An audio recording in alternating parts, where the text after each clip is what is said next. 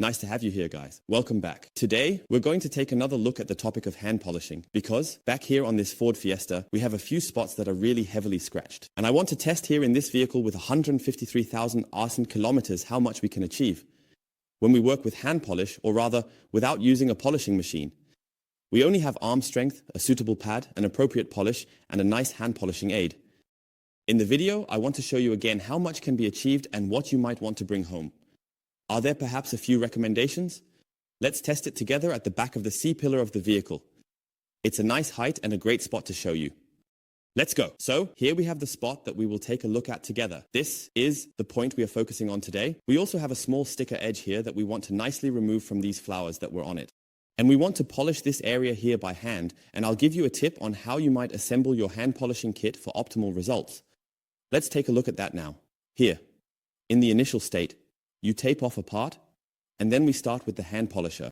Before we get started with the whole action, a few more pieces of information. I can definitely understand if some of you out there say that a polishing machine is too expensive for me. I'm also a bit afraid of polishing through it somehow.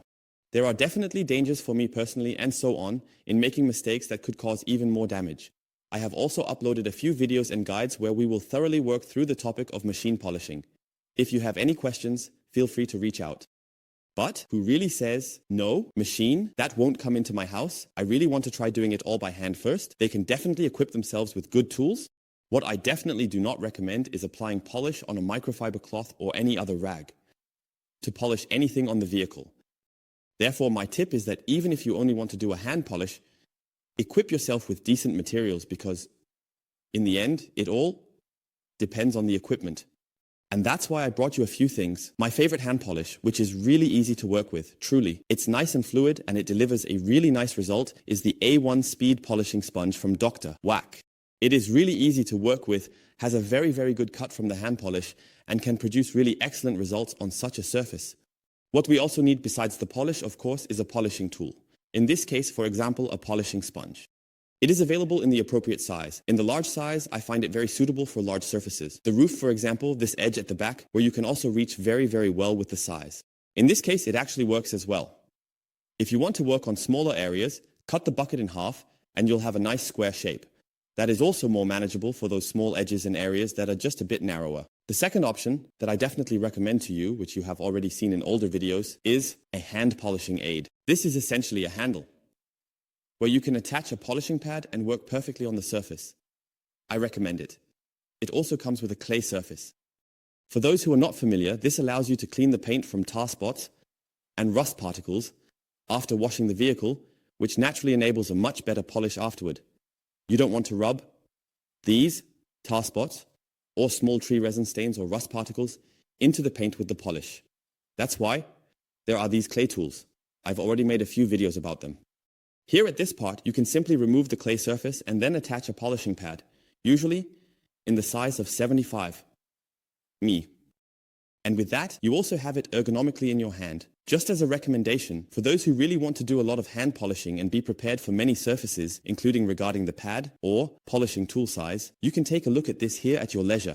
But we are using the Spam. And now let's get started with this combination. The paint polish has never been seen by the vehicle 100%. So they have the spot and we will take another close look at it in detail. So you can see here, we definitely have a lot of scratches on it. We also have these small ones. Edges from the flower stickers that are burned in, and we can now simply go over them completely. Shake your polish here. Very, very important. You now have to reach the power and speed of a polishing machine, which is of course completely impossible. That's why you need to work with tools that also have a certain hardness. So with a very soft polishing pad, that's why it belongs here. This sponge is not without reason really it is designed to be stiff because you need to somehow compensate for the rotational movement and pressure from the machine in terms of performance. This means you really need a tool that can also transfer a bit of pressure. Here, with such a very soft, gentle polishing pad, you have no power transfer at all. Now we simply apply a bit of polish here on the polishing sponge. That's already enough in terms of quantity. Don't spread it over the entire sponge, but really only on the area where you exert the most pressure. And in this case, that's the front area, as you can see here. Dab it on a bit like this. You can also see here, this is a very liquid milk, and that is also very, very good. Then you won't have any problem with it drying too early and causing dust formation. After that, you spread it nicely over the surface. And here you can already see that the sponge is really very stable. Even when I press down hard here, I do not push through to the paint with my fingers, because it is still very, very nicely stable. So I really like the sponge. If you say in terms of space, okay, half is enough for me, just cut it in the middle, and then you have 2 blocks. And now it's really about moving in circles. As you can see, I'm actually only working with the first 3 or 4 centimeters. It's now about polishing this area nicely and evenly. How long you need to polish now depends on how natural the scratch pattern is. You can also vary the movements a bit. Sometimes you make zigzag longitudinal lines, but you can also work in circular motions. That's actually always a bit of my tactic. And the vehicle, as silly as it sounds, when it moves back and forth a bit, then you have also reached the right strength. So if you just do a little bit like this and cream it a bit, you will have almost no polishing result at all. You really need to balance the speed and the pressure, which actually comes from the polishing machine, with something. You can only achieve this with time, pressure, and a consistent finishing process. Here again along the edge, so that we also have a clean transition. And I can tell you one thing, these products and the combination of polish, especially the A1, speed polish variant, is really super effective. We have already seen this in one of the last videos, and I firmly believe that our result here will also be really good.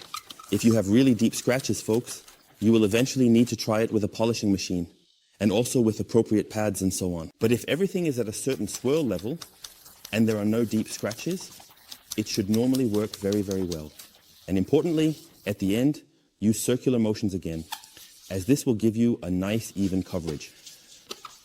So, and also here, grab a short cloth. I'm not going to make a cut here. We'll polish it out directly.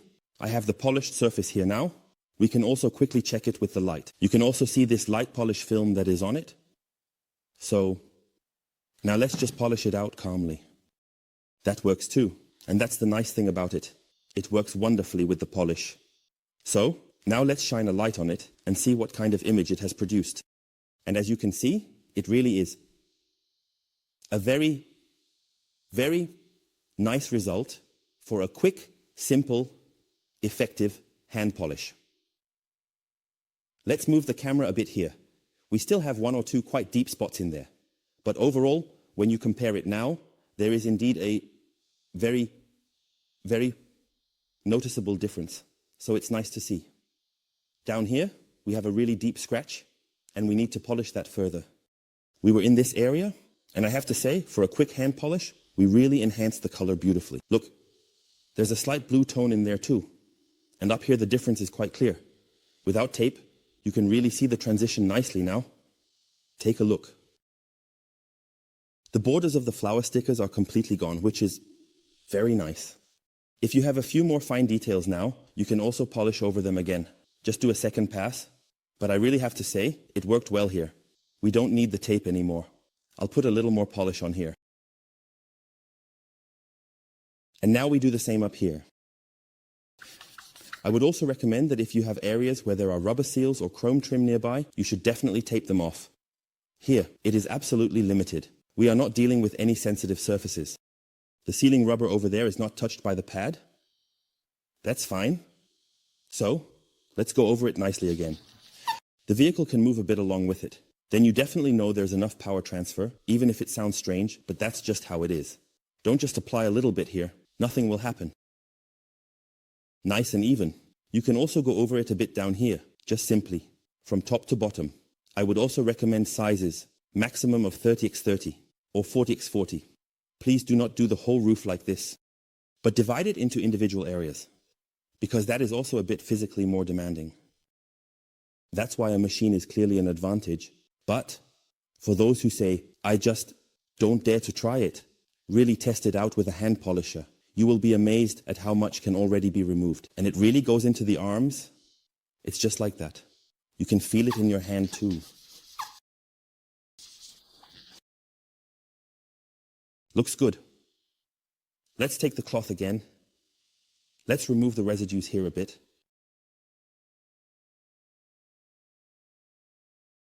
So, once polished, nice thing. So that's definitely something you can do. For deeper issues, you would just need to go over it a second or third time, or of course, use a polishing machine. But for such a quick hand polishing action, I think it works absolutely fine. Here it is again, from a distance. You can definitely leave it like that. You can achieve a lot with a hand polish. But if the scratches are too deep, you can't avoid machine polishing, even with much stronger products. But it is always impressive to see how quickly one can really polish away superficial damages. Because such a paint is also increasingly roughened on the surface, and that naturally reduces the color intensity. And this is also what we have seen well here, that after such a polish, the paint is visually strengthened again. That this contrast will become really strong again, and you can do this very, very well with a hand polish. If you have any questions about it, feel free to contact me. We will put together a suitable set for you, depending on what you have planned, both in terms of quantity and equipment, because there are several options. Either with a sponge like this, or with a hand polishing aid with a pad on top, you can achieve very, very nice results. It's also nice to see here that adhesive residues and those burnt edges that are embedded in the paint also came off without any problems. You actually don't need a polishing machine. Of course, you will never be able to replace a polishing machine with a hand polish in your arm or hand, but you can achieve a lot. And anyone who says, okay, I'm not really comfortable with a polishing machine, should definitely take a look at the topic of hand polishing. Of course, it all takes significantly longer, but you will also achieve a really nice result with a little effort and time. And have fun testing it out, have fun replicating it. Reach out with any questions until next time. Otherwise, take care. Bye everyone.